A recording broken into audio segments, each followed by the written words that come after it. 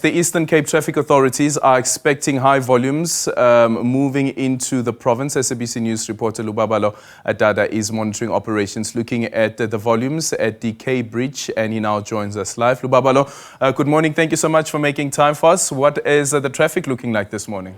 Good morning, Elton. We are on the N2 between East London and Butterworth.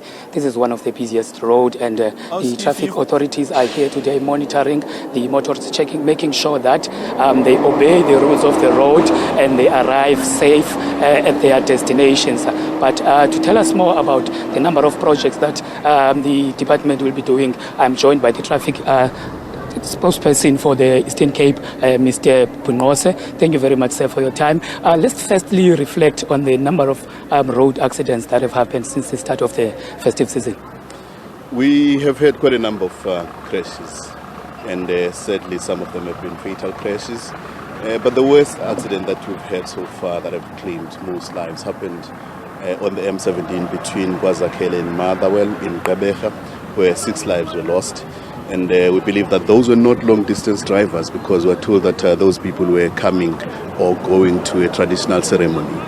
But unfortunately, after that, we've had other crashes that have resulted into the death of lives. And I can safely say that we are over the 20 number of fatalities so far. And we can only hope and pray that it won't get any worse than it already is now. Because over the years, I mean, in 2020 rather, we've lost 221 lives. It was down in 2021 to 210, and then in 2022, which was last year, it was down again to 205. But if you check all those years, we've had in excess of 200 people losing their lives on our roads, and that is not a small number at all, and we're hoping that we won't be anywhere near that this year.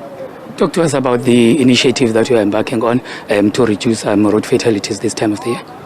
Look, we are keeping a close eye on some of our major arteries, particularly those that are connecting us with other provinces. The N2 West, which connects us with the Western Cape through the Garden route. The R61, which connects us again with the Western Cape through Beaufort West and Aberdeen. And that has proven to be one of the most dangerous roads for us, because it's quite popular with long-distance taxis that are ferrying people from towns across the Western Cape to various towns across the former Transkei area. And by the time they get to Aberdeen, which is the border of the Eastern Cape, they would have been on the road for approximately 4 to 5 hours. And that's when fatigue often kicks in, especially when they're traveling at night. So we have deployed traffic law enforcement officers along with other rapid response teams like your EMS, your disaster, to be able to respond swiftly in the event that an accident occurs. But the main aim is to ensure that we keep high visibility, because we've seen that with high visibility, there tends to be a decrease in the number of fatalities. But a clearance call has got to be made to road users, motorists in particular, to take regular rest and ensure that they do not get behind the wheel under the influence of alcohol. And unfortunately, we've seen a lot of that happening there, not just with taxis, but also with truck drivers. I mean, there was an accident not so long ago, and when we checked the truck driver who had collided with the taxi, he was under the influence of alcohol. And as I'm talking to you now, he's under police custody. And so far, you have conducted a stop and search here, and I'm sure there's some people that you have found that they've disobeyed the rules of the road. Talk to us about that. Sadly, that is a continuing trend. There are people here, no less than 3 people, that have been found to be driving under the influence of alcohol.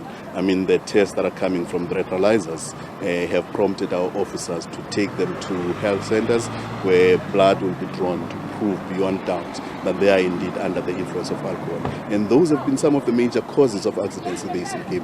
It's generally not the condition of the road nor the condition of the vehicles, but we wish not to downplay the issue of road infrastructure. I mean, it's not in a tip-top condition, but a lot of accidents that are happening on our roads are down to drunk driving and are head-on collisions, most of them. And head-on collisions often tell a story that one driver was on the right side of the road when the accident happened, and unfortunately gets dragged into an accident that they did not create. It is for that reason that we've been preaching that maximum focus should be the minimum requirement every time people get on our roads, to ensure that we work together with traffic law enforcement to decrease the number of fatalities on our roads.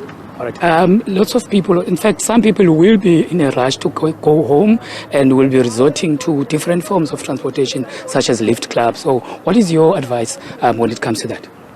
Lift clubs will certainly be welcome. If people can arrange with people that they know.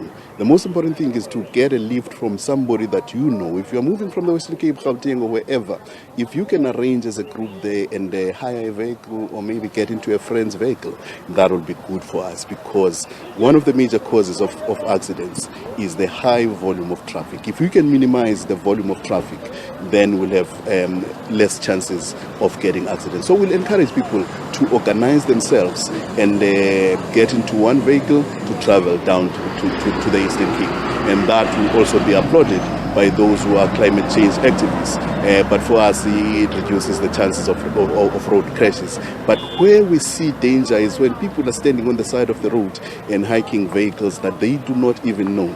There are many examples of people who've been raped, murdered, robbed, all sorts of things, and we are unable to trace those people. So if you are not going to organize yourself, but you still need to use a public transport, go to a taxi rank, go to a bus station where your names will be recorded and you will know exactly who ferried you, and they are registered that are kept there. So we encourage people to use public transport wherever it is possible to reduce the number of vehicles on our roads. And lastly, Mr. Pingoso, there's road constructions across the provincial roads. So what is going to be happening with that, during this time?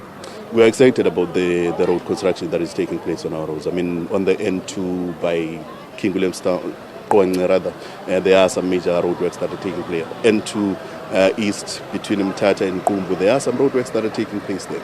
All that we are calling for, particularly on road users, motorists in particular, is to be cautious and approach those stretches with caution, because we understand that these roads take a long time to complete. So we're pleading for them to be patient when they are approaching those stretches and obey the road signs that are there. Mr. Dada, before you leave me, another problem that we've seen over the years is that we are losing a lot of pedestrians. In the 200 people that have died over the past 3 years, you will notice that pedestrians are accounting for a huge percentage of those fatalities.